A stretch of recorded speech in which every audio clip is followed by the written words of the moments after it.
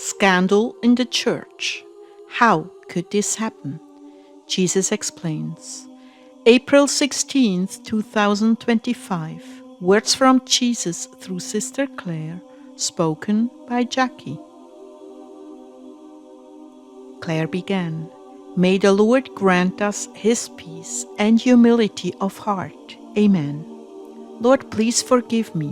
What is on your heart for us tonight?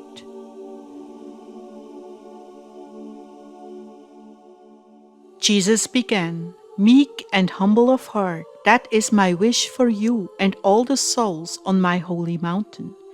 You have now heard and seen the terrible traps set for those servants of mine who love luxury and consider it their portion to have. My wish is that they would be satisfied with the lepers' portion. O my people, how dangerous it is for you to consider that opulent lifestyle your payment for the graces I gave you to enable the spread of the gospel.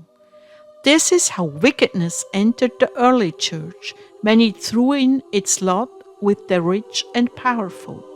Now it crumbles before your very eyes. This is the portion of all who have set their hearts on acquisition and control.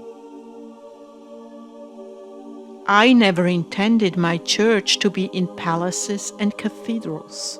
I want my people to gather in small community groups to worship me and network with other small groups and faith events. Beloved, you have seen the leaven in your own heart. Once we together accomplish some good work. You are all too ready to stand up and receive a standing ovation when you should disappear, leaving only my image behind.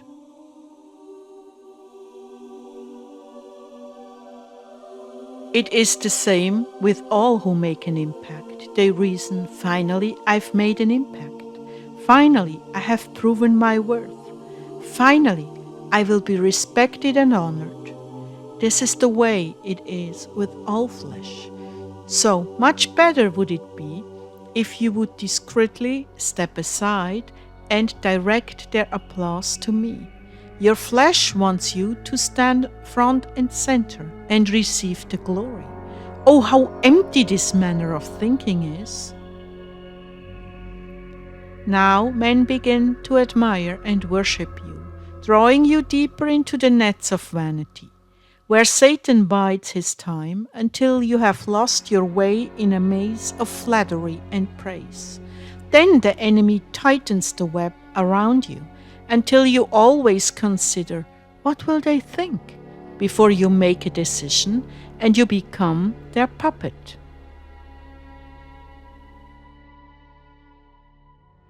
I'm ready for and need a new breed of minister, one who prefers the last place at the table, one who drives a functional but not impressive vehicle, one who is more concerned about the state of the soul their audience is in, not how much they're impressed by witty sermons. In short, I need ministers who have a heart for the poor and leave all other considerations behind them, which is where they should be, left in the dust of this world. Clare, I want you to tell them how destructive this worldly attitude is and encourage them to embrace evangelical poverty and cease their endless groveling for status totally behind. Oh Lord, how hard that is to do.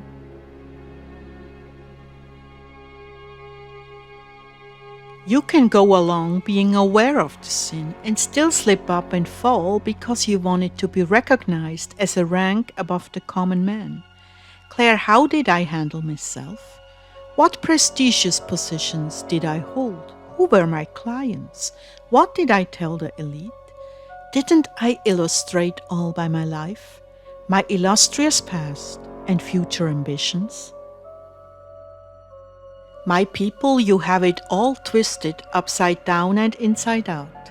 I came to heal, save, and rescue mankind from their sins, not set a new religious standard in a Vatican owning properties and priceless antiquities all over the world, orchestrating war and plundering the poor and even controlling where they can be buried if they were current on their tithe and offerings.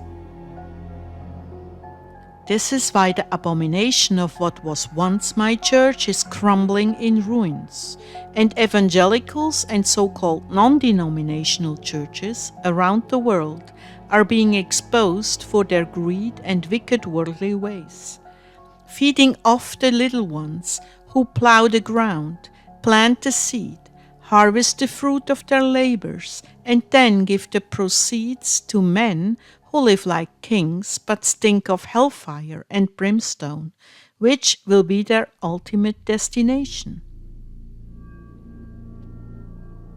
Even as I have said it before, the teachers of the law and the Pharisees sit in Moses' seat.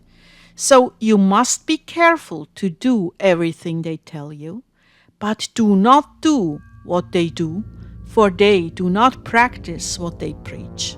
They tie up heavy, cumbersome loads and put them on their people's shoulders, but they themselves are not willing to lift a finger to carry them. Everything they do is done for people to see. They love the place of honor at banquets and the most important seats in the synagogues. They love to be greeted with respect in the marketplaces and to be called rabbi by others. The greatest among you will be your servant. For those who exalt themselves will be humbled, and those who humble themselves will be exalted. Woe to you, teachers of the law and Pharisees, you hypocrites! You shut the door of the kingdom of heaven in people's faces. You yourselves do not enter, nor will you let those enter who are trying to. You travel over land and sea to win a single convert, and when you have succeeded, you make them twice as much a child of hell as you are. That's in Matthew 23. The Lord bless and protect you all. Amen.